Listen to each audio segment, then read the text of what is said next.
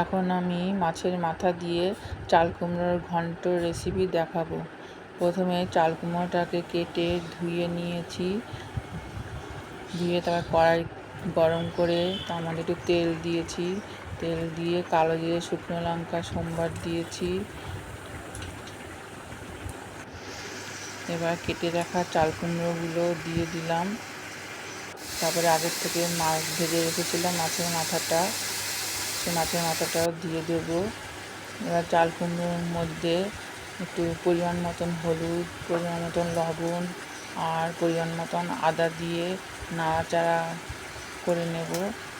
আর স্বাদ অনুযায়ী লঙ্কা দিতে হবে। আমি এখানে কাঁচা পাকা মেশানো লঙ্কা দিয়েছি। তারপরে নেড়ে চেড়ে একটু ঢাকা দিতে হবে।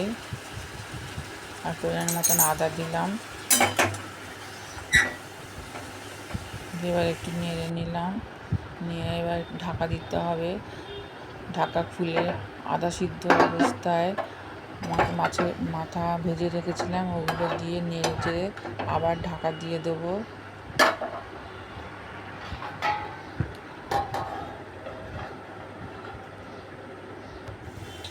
তারপরে এই যে ঢাকনা খুলে নিলাম।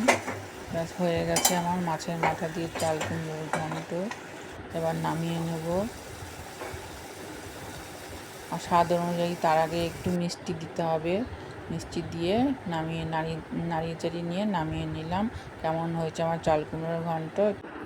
এখন আমি পাতলা করে সবজি দিয়ে রুই মাছের ঝোলের রেসিপি দেখাবো।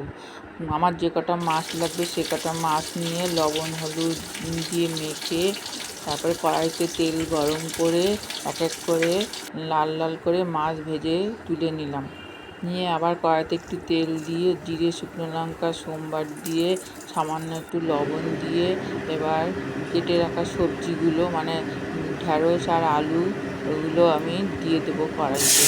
দিয়ে এবার একটু ভালো করে নেড়ে চেড়ে নেবো। আর একটু হলুদ দিয়ে দেবো পরিমাণ মতন। হলুদ দিয়ে ভালো করে নেড়ে চেড়ে নিতে হবে। নিয়ে এবার একটু জিরের গুঁড়ো, ধনের গুঁড়ো আর স্বাদ মতন কয়েকটা লঙ্কা দিয়ে দেবো। যতটা লাগবে আমি ততটাই দেবো। আর একটু ধনের গুঁড়ো, জিরের গুঁড়ো দেবো আর একটু আদা বাটা দেবো। দিয়ে সামান্য একটু জল দিয়ে নেড়ে চেড়ে একটু কষিয়ে নেব। কষানো হয়ে গেলে তেলটা ছেড়ে আসলে এবার আমি উষ্ণ গরম জল দিয়ে দেবো।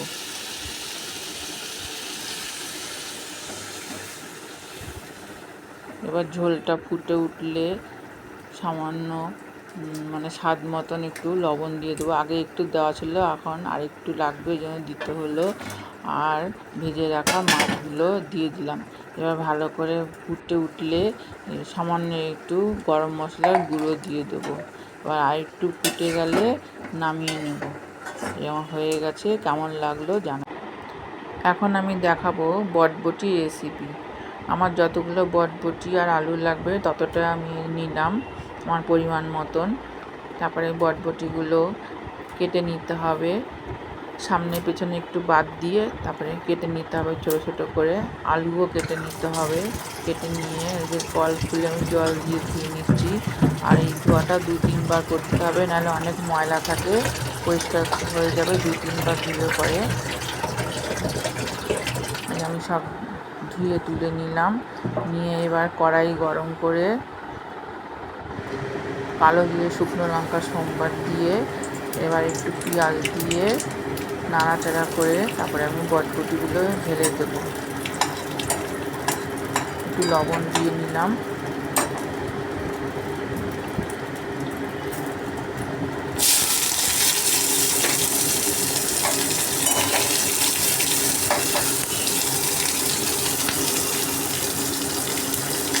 আর পরিমাণ মতন আমি একটু লঙ্কা দিলাম। আপনারা যে যেরকম ঝাল খান সেরকম দেবেন। আমরা বেশি ঝাল খাই না, জন্য বেশি দেবেনি। আর একটু হলুদ দিলাম। আর পরিমাণ মতন একটু লবণ দিতে হবে। একটু নেড়ে চেড়ে আবার ঢাকা দিয়ে দিতে হবে যাতে সেদ্ধ হয়। ঢাকা না দিলে ভালো সেদ্ধ হবে না। আবার ঢাকনা খুলে উঠিয়ে নাড়াচাড়া করে আবার ঢাকা দিয়ে দেবো, নাহলে ভালো সেদ্ধ হবে না, আবার একটু পুড়ে যাবে না নাড়া দিলে। তারপরে আবার একটু জল দিয়ে দিলাম। জল না দিলে পুরো সেদ্ধ হয় না। সেই জন্য একটু জল দিয়ে আবার একটু ঢাকা দিলাম। এই যে আমার হয়ে গেছে বটবটি রেসিপি। কেমন হয়েছে জানাবেন, আর আপনারা কীরকমভাবে করেন সেটাও জানাবেন। এখন আমি আলু পটলের ডালনার রেসিপি দেখাবো। প্রথমে কয়েকটা আলু আর পটল নিয়ে নিলাম। আমার যে কটা লাগবে সে কটাই নিয়েছি। এবার এই পটলগুলোকে কেটে নিতে হবে, আলুগুলোকে কেটে নিতে হবে। পটলগুলো একটু ছুলে নিয়ে তারপরে কেটে নিয়েছি, আলুও ছুলে নিয়ে কেটে নিয়েছি।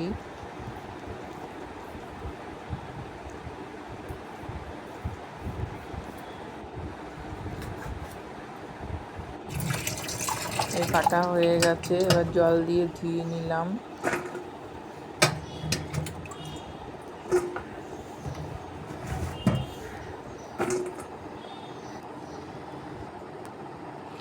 এবার কড়াইতে তেল গরম করে পাঁচফোড়ন আর শুকনো লঙ্কা, তেজপাতা সোমবার দিলাম।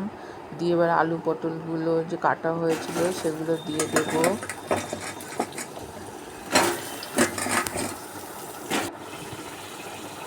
এবার এর মধ্যে পরিমাণ মতন লবণ আর পরিমাণ মতন হলুদ দিয়ে নাড়াচাড়া করতে হবে। আর দুটো কাঁচা লঙ্কা দিয়েছিলাম, আপনারা দিলে আরও বেশি দিতে পারেন। এবার নাড়াচাড়া করে ঢাকা দিয়ে ভাজা ভাজা করে তারপরে ঢাকনা উল্টিয়ে নিয়ে এবার আদা বাটা আর ধনের গুঁড়ো, জিরের গুঁড়ো আর একটু জল দিয়ে কষিয়ে নেব। কষিয়ে নেওয়ার পরে এবার একটু বাদাম বেটে রেখেছিলাম, একটু বাদাম বাটা দিয়ে দিলাম, দিয়ে আর একটু কষিয়ে নিলাম। নিয়ে এবার একটু উষ্ণ গরম জল দিয়ে দেবো। উষ্ণ গরম জল দিয়ে দেওয়ার পরে এবার একটু ঝোলটা ফুটতে থাকবে। ফুটে উঠলে এবার ঝোলটা একটু কমে আসলে তারপরে স্বাদ মতন একটু চিনি দেব, আর একটু গরম মশলা আর একটু ঘি দিয়ে নামিয়ে নেব।